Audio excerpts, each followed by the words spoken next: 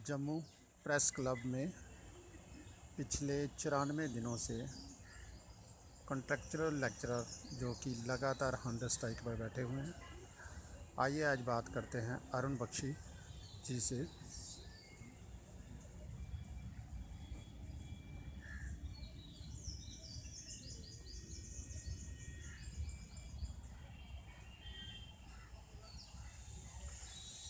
अरुण बख्शी जी, आप काफ़ी दिनों से यहाँ हंगर स्ट्राइक पर बैठे हुए हैं। आज कितने दिन हुए हैं आज हमें 94 डेज हो गए हैं यहाँ बैठे हुए हंगर स्ट्राइक पे। और इस दौरान जो आपकी जो डिमांड थी सरकार से, उसमें कुछ आपको कोई चोरस इस तरह का मिला? हमें जो अश्योरेंस इन्होंने दिए हैं वो सिर्फ खाली वर्बल अश्योरेंसेस दिए हैं। आज तक कंक्रीट इन राइटिंग हमारे सामने कुछ नहीं आया। हमने इनको अप्रोच भी किया, रिप्रेजेंट भी किया, इनको समझाने की कोशिश भी की, लेकिन पर्टिकुलरली जो हमारे शिक्षा मंत्री जी हैं उन्होंने आज तक केस को रीड करने की कोशिश नहीं की। आप जिन डिमांड्स को लेकर यहाँ पिछले 93 मेरे ख्याल जी 94 डेज से आप लगातार यहाँ पर हंगर स्ट्राइक पर बैठे हुए हैं, तो आप बताएंगे वो डिमांड्स क्या थी? हम ये डिमांड कर रहे थे कि हमारी रेगुलेशन के लिए कि गवर्नमेंट ने एक एक्ट बनाया था जिसको civil service special provision act कहा जाता है, जिसमें गवर्नमेंट ने एक पॉलिसी थी कि जो एडहॉक कॉन्ट्रैक्चुअल कंसोलिडेटेड एम्प्लॉइज़ लगे हुए हैं उनको 7 ईयर्स के बाद रेगुलाइज करना है, और जिनके 7 साल कंप्लीट नहीं हुए उनके 7 साल कंप्लीट कराने हैं, और उनको बीच में किसी को भी डिसंगेज नहीं करना। लेकिन हमारे साथ ऐसा नहीं हुआ। एक तो ना इन्होंने 7 साल, हमारे कई लोगों को 7 साल तो कंप्लीट हो चुके हैं, 7 साल हमने पूरे कर लिए, 10 साल भी कहीं ने पूरे कर लिए हैं, लेकिन कहीं के 6 साल हुए हैं, कहीं के 5 साल हुए हैं, कहीं के 4 साल हुए हैं।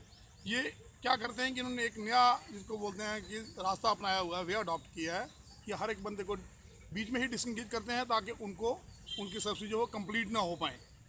लेकिन मैं तो इनसे बार बार मैं यही रिप्रेजेंट कर रहा हूँ कि अगर गवर्नमेंट ने खुद ही एक एक्ट बनाया, एक लेजिस्लेचर पास किया, कानून में अमेंडमेंट की, उसमें ये कहा गया कि बाकी डिपार्टमेंटों में करना है, एजुकेशन में सभी डिपार्टमेंट्स में इन्वॉल्व किए थे, लेकिन सिर्फ हमें ही इसमें से छोड़ा गया है। बाकी सभी डिपार्टमेंट उन्होंने कर भी दिए हैं, और जो बचे हैं उनके लिए उनको कर भी रहे हैं अभी। तो आप लगातार पिछले 94 दिनों से जहाँ स्ट्राइक पर बैठे हैं, और जहाँ कोई भी कहा जाए तो सरकार का जो नुमाइंदा था वो आपसे सीधी चर्चा नहीं हुई, या थोड़े जो वायदे होते हैं वो तो सभी जगह होते हैं। गुस्सा है आप में इस चीज़ को लेकर? गुस्सा तो इस बात का बहुत है, हम लोगों में गुस्सा भी है और निराशा भी है। आपको ये गुस्सा किस से, सरकार से है या उनके नुमाइंदों से है? हमें गुस्सा गवर्नमेंट से है, और गवर्नमेंट तो नुमाइंदे ही चलाते हैं। तो अजीब सी बात है कि अगर नुमाइंदे ही हमारा कुछ नहीं करेंगे तो गवर्नमेंट किस काम की? इसमें जो जम्मू क्षेत्र और कश्मीर जो दो अलग अलग जो कहा जाए तो राज्य तो एक है, लेकिन उसमें भी लोगों को काफ़ी उम्मीदें रहती हैं हमेशा, जो जहाँ पर वो लोग रहते हैं। तो जो जहाँ की जम्मू की जो इस समय जो सरकार के अंदर जिनकी हिस्सेदारी है, उनके प्रति आपका गुस्सा है? उनके गुस्सा तो हमें, हमारा जायज़ भी है, गुस्सा है भी उनके प्रति, क्योंकि जब हमने इनको रिप्रेजेंट किया, बार बार इनके सामने हाथ जोड़े, ये कहकर भी इनको बोला कि यार आप हमारे जम्मू के लोग हो, हमें इस बात की खुशी थी कि हमारे जम्मू की सरकार जो है वो आ गई है, जम्मू के लोग इस सरकार में शामिल हो गए, अलायंस में शामिल हो गए हैं। उसके बावजूद भी अगर इन्होंने हमारा कुछ नहीं किया तो फिर गुस्सा तो हमारा जायज़ है। हमने इनके घर में जाके घुसे भी, इनके साथ बात भी की, सब कुछ किया। डिस्पाइट दैट आज तक हमें वर्बल एश्योरेंसेस की सिवा इन्होंने कुछ नहीं दिया। अब आप कुछ चाहते हैं कि इनको कोई संदेश देना चाहते हैं कि ये कुछ ऐसा करें या कोई? मैं फिर इनसे एक बार फिर से अपील करना चाहता हूँ कि बड़ी मुश्किल से ही हमारे जो भारतीय जनता पार्टी वाले हैं, बड़ी मुश्किल से ही इनके नुमाइंदे यहाँ बन पाए हैं और ये सरकार में आए हैं। मैं ये कहता हूँ कि ये लोगों की जो इनसे उम्मीदें बंधी हुई हैं, जो उन उम्मीदों पर खरा उतरे, अदरवाइज आने वाले दिनों में इनके लिए मुश्किल हो जाएगा। ये ना हो कि दिन ब दिन नए नए मुद्दे बन रहे हैं और उन मुद्दों में इनको खतरा तो है ही है, लेकिन कम से कम अगर हमारा मसला हल नहीं करेंगे, जो 15-15 साल से 18 साल से यहाँ बैठे हुए हैं, तो हम तो कम से कम इनको नहीं आने देंगे दोबारा।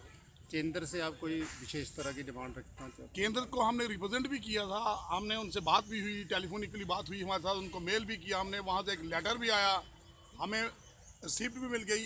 लेटर उन्होंने हमारे कमिश्नर सेक्रेटरी GAD को लिखा, लेकिन आज तक उस पर एक्शन कोई नहीं हुआ।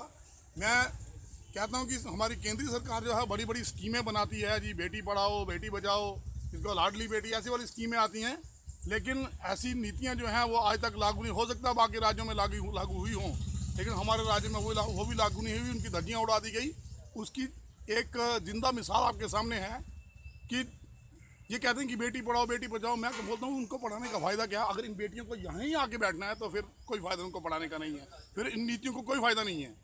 क्योंकि अगर मैं सेंटर से भी हमें रिजेंटमेंट ये है कि वो आज तक अगर उन्होंने नीति बनाई है कोई, ये बेटी पढ़ाओ की स्कीमें चलाई हैं, तो हमारे राज्य में उसको इम्प्लीमेंट क्यों नहीं करा पाए?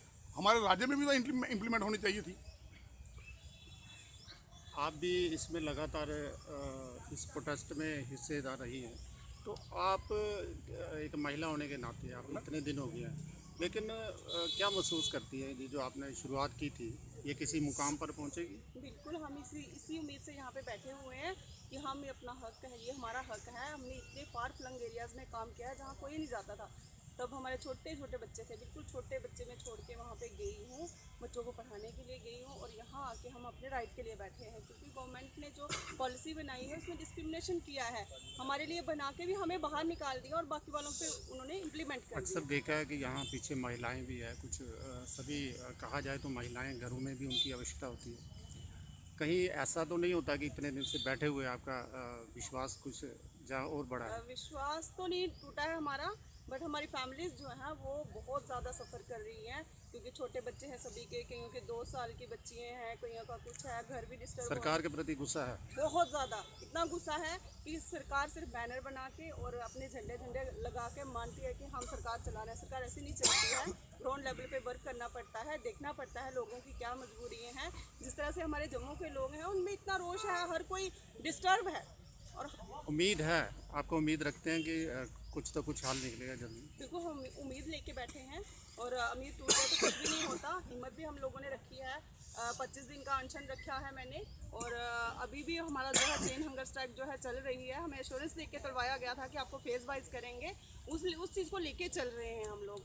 अक्सर देखा है हमने कि जब से आप यहाँ स्ट्राइक पर बैठे हैं, और काफ़ी जो दूसरे संगठन हैं जम्मू के जो लगातार आपका समर्थन कर रहे हैं, अभी भी हम लोग देख रहे हैं कि कुछ लोग आए हैं, तो आप क्या उम्मीद रखते हैं कि जिस तरह ये लड़ाई जो है आगे बढ़ रही है, उम्मीद मतलब लगती है आपको? लोगों से हिम्मत तो बनती है, क्योंकि हर कोई त्रस्त है इस गवर्नमेंट से, क्योंकि जम्मू को बहुत उम्मीद थी बीजेपी से, और मोदी जी से तो सबको थी ही थी, और मोदी जी अच्छी स्कीमें भी ला रहे हैं। कोई संदेश, कोई मोदी जी के नाम, कोई मोदी जी संदेश? को हम यही संदेश देंगे कि हम महिलाएं हैं, आप लोग सबके लिए कुछ कर रहे हो, आप इतना कुछ देश के लिए कर रहे हो, और हमारी गवर्नमेंट जो है, आपकी यहाँ पे गवर्नमेंट बैठी हुई है, आपके लोग यहाँ पे बैठे हुए हैं, इनसे आप कम से कम इतना तो पूछिए क्यों बैठे हुए हैं। हमने आपको भी मैसेज किया है, और हम चाहते हैं कि आप इसमें इनिशिएट करके हमारा जल्दी से जल्दी जो मसला है वो हल करवाइए, क्योंकि हमें आपसे बहुत उम्मीद है।